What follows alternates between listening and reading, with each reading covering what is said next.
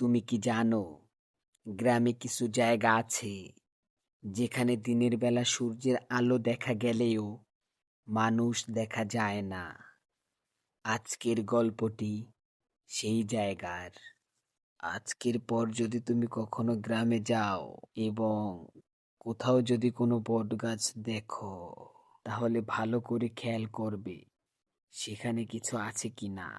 কথা না বাড়িয়ে শুরু করি বটগাছের গল্প। ভিডিওতে যে গ্রামটাকে দেখা যাচ্ছে, গ্রামটার নাম দেওলাডাঙ্গা। চারপাশে ধান ক্ষেত, কাঁচা রাস্তা, আর এই রাস্তার মোড়ে আছে এক বিশাল বট গাছ। এই বট গাছটা নিয়ে গ্রামে এক অদ্ভুত নিয়ম আছে। সূর্য ডোবার পর কেউ এই রাস্তা দিয়ে যায় না।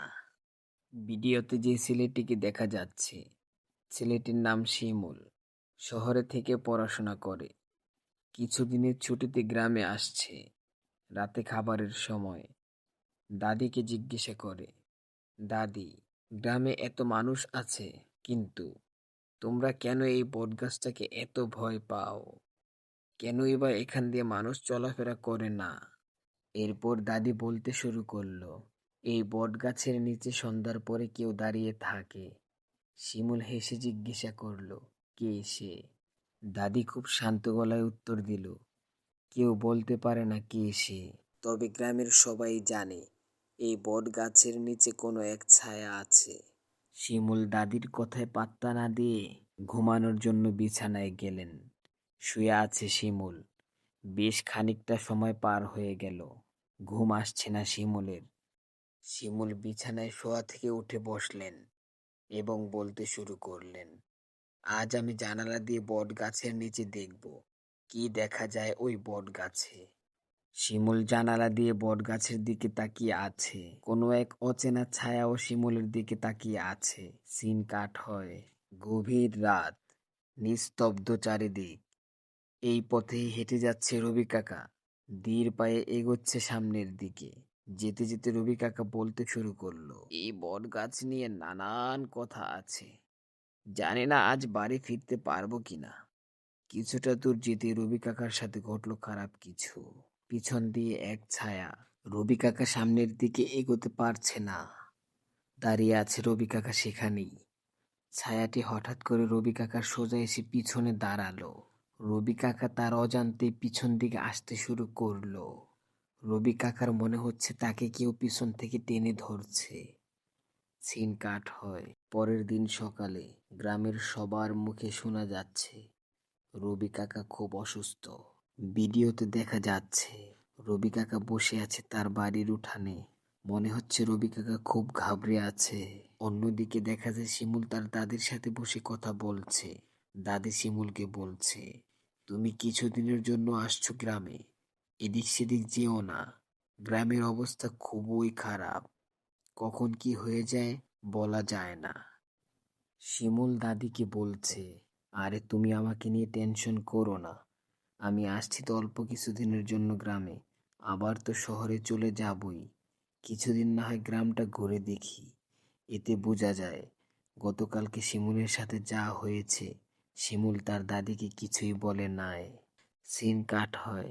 দেখা যাচ্ছে তাড়াহুড়ো করে মাস্টার কাকা কোথায় যেন যাচ্ছে। অন্যদিকে কাশিম কোথায় যেন যাচ্ছিল। মাস্টার কাকা কাশিমকে দেখে বলল, কাশিম, তোর রবি কাকা অসুস্থ, সেখানে কি যাবি তুই? কাশিম বলল, রবি কাকার কি হয়েছে? অবশ্যই যেতে হবে, চলুন, আমি আপনার সাথে এক্ষুনি যাব। অতঃপর তারা দুজনে রওনা করলো রবি কাকার বাড়ির উদ্দেশ্যে। শিমুলের দাদি বসে আছে ঘরের দরজায়। রাস্তা দিয়ে যাচ্ছে আলী।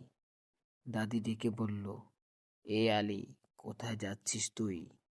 আলী তৎক্ষণাৎ উত্তর দিল, গ্রামের রবি কাকা অসুস্থ, হইচই পড়ে গেছে, সবাই রবি কাকার বাড়ির দিকে যাচ্ছে, আমিও সেখানে যাচ্ছি, তুমি গেলে আসতে পারো আমার সাথে।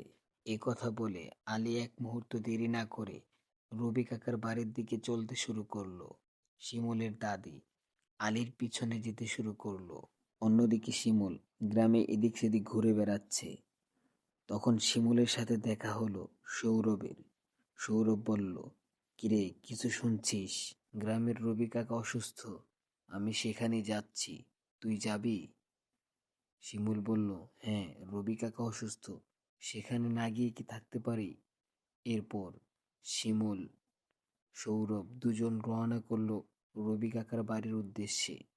সিন কাট হয়। গ্রামের সবাই আস্তে আস্তে রবি কাকার বাড়িতে হাজির হলো। সবাই রবি কাকাকে জিজ্ঞাসা করতেছিল, রবি, কি হয়েছে তোমার? রবি কাকা বলতে শুরু করলো, গতকাল রাতে আমি সেই বট গাছের ওখান দিয়ে আসতেছিলাম। জোছনা রাত, কেউ ছিল না, নিস্তব্ধ। আমার পায়ের শব্দ আমি শুনতে পাচ্ছিলাম। কিছুটা দূর এগোনোর পরে আমার মনে হচ্ছিল কেউ আমাকে দেখছে। আমি সামনের দিকে এগোতে পারছিলাম না। মনে হচ্ছিল পিছন থেকে কেউ আমাকে টেনে ধরছে। রবি কাকা কথা বলতে বলতে সিন কাট হয়। আমাদেরকে দেখানো হয় অন্ধকার রাত, দূরে দুটি বাড়ি, টিমটিমে আলো জ্বলছে, বট গাছ, কোনো এক ছায়া। তাহলে কি সত্যি বট গাছের নিচে রয়েছে অস্তিত্বহীন কোনো ছায়া? গতকাল রাতে আমার ঘুম আসছিল না, বিছানায় শুয়েছিলাম। কিছু সময় পরে উঠে জানালার পাশে দাঁড়ালাম। আমিও তখন ছায়াটিকে দেখতে পেয়েছি, কিন্তু আমি কাউকে বলিনি। আমি বলিনি এই কারণে, যাতে গ্রামে কোনো আতঙ্ক ছড়িয়ে না পড়ে। শিমুল তখন জিজ্ঞাসা করলো, আসলে এই ছায়াটি কোথা থেকে আসলো? তখন অনেক বড় এক সত্যি ফাঁস হলো। শিমুলের দাদি বলতে শুরু করলো, কিছু বছর আগে এই গ্রামের শহর থেকে ঘুরতে আসে কিছু ছেলে।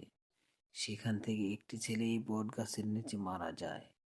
তারপর থেকেই এই গ্রামে এই আতঙ্ক ছড়িয়ে পড়ে। হ্যালো বন্ধুরা, ইউটিউবে আমি নতুন, যদি কোনো ভুল হয়ে থাকে সবাই আমাকে ক্ষমা সুন্দর দৃষ্টিতে দেখবেন এবং কমেন্টে বলে যাবেন কোথায় আমার ভুল হয়েছে। পরবর্তী ভিডিওতে আমি ভুল সমাধান করার চেষ্টা করব। ধন্যবাদ সবাইকে।